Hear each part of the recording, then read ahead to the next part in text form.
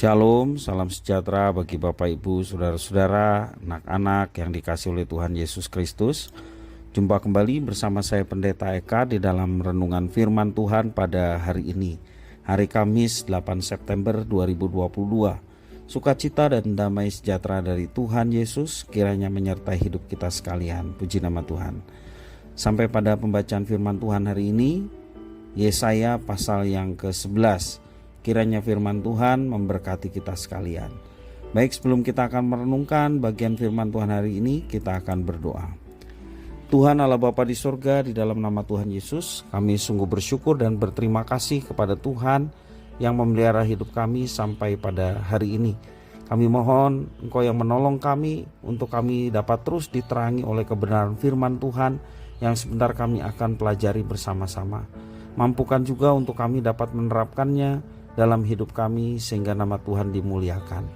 Terima kasih Bapa, terpujilah namamu. Demi nama Tuhan Yesus kami berdoa. Haleluya. Amin. Bapak Ibu Saudara-saudara, saya akan membacakan bagian pasal 11 ini ayat 1 sampai yang ke-10. Demikian firman Tuhan. Suatu tunas yang akan keluar dari tunggul Isai dan taruk yang akan tumbuh dari pangkalnya akan berbuah. Roh Tuhan akan ada padanya, roh hikmat dan pengertian, roh nasihat dan roh keperkasaan, roh pengenalan dan takut akan Tuhan. Ya, kesenangannya ialah takut akan Tuhan. Ia tidak akan menghakimi dengan sekilas pandang saja atau menjatuhkan keputusan menurut kata orang. Tetapi ia akan menghakimi orang-orang lemah dengan keadilan dan akan menjatuhkan keputusan terhadap orang-orang yang tertindas di negeri dengan kejujuran.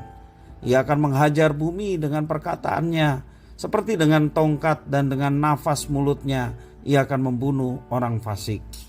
Ia tidak akan menyimpang dari kebenaran dan kesetiaan, seperti ikat pinggang tetap terikat pada pinggang. Serigala akan tinggal bersama domba, dan macan tutul akan berbaring di samping kambing. Anak lembu dan anak singa akan makan rumput bersama-sama, dan seorang anak kecil akan menggiringnya. Lembu dan beruang akan bersama-sama makan rumput, dan anaknya akan sama-sama berbaring, sedang singa akan makan jerami seperti lembu.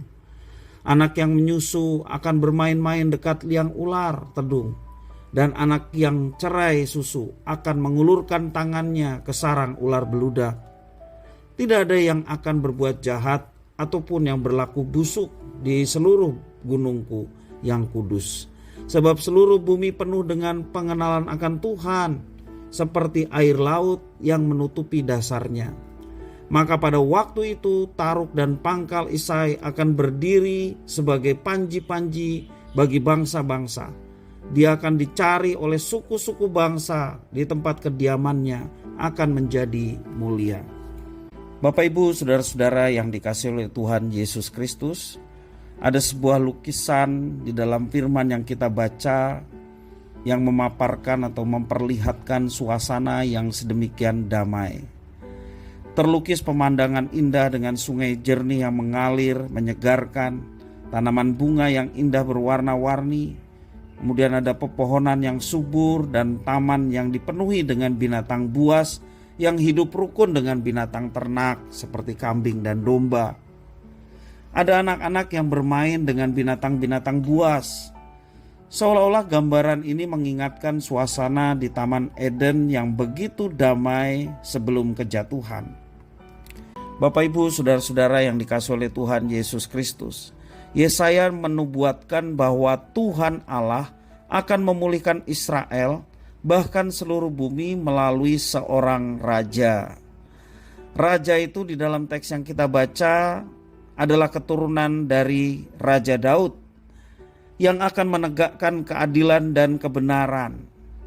Hal ini digambarkan sebuah pohon yang ditebang menjadi tunggul yang akan bertunas, bertumbuh lebih besar daripada pohon asalnya dan berbuah lebat. Pohon itu adalah Yehuda, dan Daud termasuk keturunan Yehuda. Dari sana akan lahir tunas, dan tunas itulah yang kita yakini Yesus Kristus yang menjadi raja dunia, yang nantinya akan memimpin dengan keteraturan, keadilan, dan kedamaian. Suasana yang digambarkan adalah seperti suasana Taman Eden yang penuh dengan kedamaian. Dengan bermacam-macam binatang yang buas maupun binatang jinak, ya. Semua binatang hidup rukun, bahkan anak-anak bermain dengan berbagai binatang buas. Dan di sini menjadi pemulihan hubungan antara manusia dengan Tuhan Allah, demikian juga dengan alam sekelilingnya. Kehidupan yang harmonis terwujud dengan kedatangan Kristus yang kedua kalinya. Kerajaannya menghimpun kaum sisa Israel untuk diselamatkan dan mendamaikan relasi antar manusia yang digambarkan dengan dipulihkannya hubungan Israel dengan Yehuda. Betapa bahagianya jika kita bisa hidup damai di bumi. Kita akan menikmati suasana aman, suasana yang tentram, juga nyaman dan damai. Tidak ada kejahatan, tidak ada penderitaan maupun juga penyakit. Semuanya hidup dalam kesukacitaan dan kebahagiaan. Dan sesungguhnya suasana tersebut telah dihadirkan oleh Tuhan Yesus Kristus melalui proses penebusan yang telah dilakukannya. Bapak Ibu saudara-saudara yang dikasihi oleh Tuhan, marilah kita yang sudah memperoleh penebusan di dalam Yesus Kristus hidup dalam damai dan menjaga kedamaian dengan mengupayakan hidup benar agar kita merasakan kondisi yang damai sejahtera di dunia ini. Kiranya hidup kita yang boleh mengalami penebusan dari Tuhan Yesus Kristus, yang boleh mengalami pendamaian dengan Tuhan melalui jalan salib yang Tuhan berikan buat kita. Kita pun membawa misi damai sejahtera yang Tuhan sediakan dengan lingkungan kita di sekitar. Kiranya firman Tuhan ini memberkati kita sekalian. Mari kita berdoa. Tuhan Allah Bapa di surga, terima kasih atas firman Tuhan.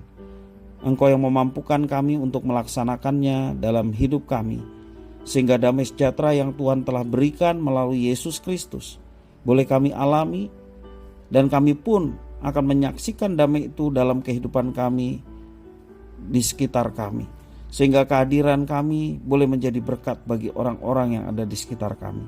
Terima kasih Bapa, terpujilah namamu. Demi nama Tuhan Yesus kami sudah berdoa dan bersyukur. Haleluya. Amin.